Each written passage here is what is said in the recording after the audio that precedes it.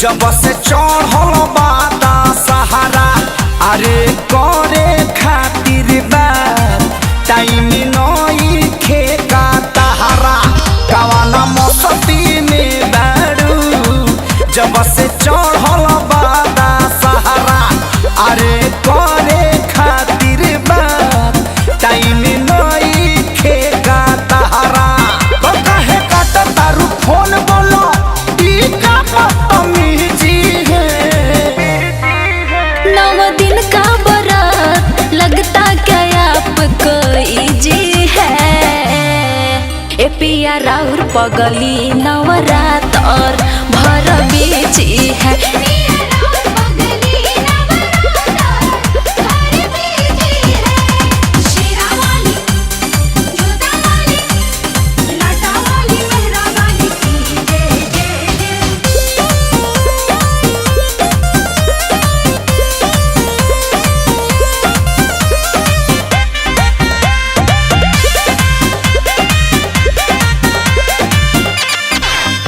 अरे जानता नी रंगले बारू मन में भगवती के रंग हो फुर्सत में कबो बात कहला अब करब नहीं तंग हो। रखले बानी घर में कलसा होता पूजा पाठ जी और नीक लगते ये पिया रहती रौरा जदी साथ जी। नौकरी है प्राइवेट कोई अपना नहीं निजी है।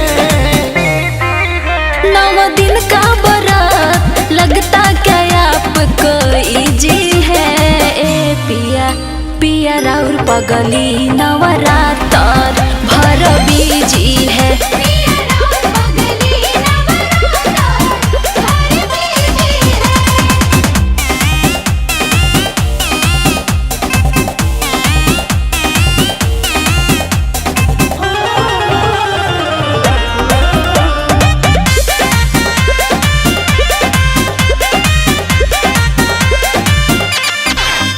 अरे पूजा के नियम हम कुछ जाने न विशेष हो अरे हाथ बढ़ाई है पूजा में विवेक यार से हो।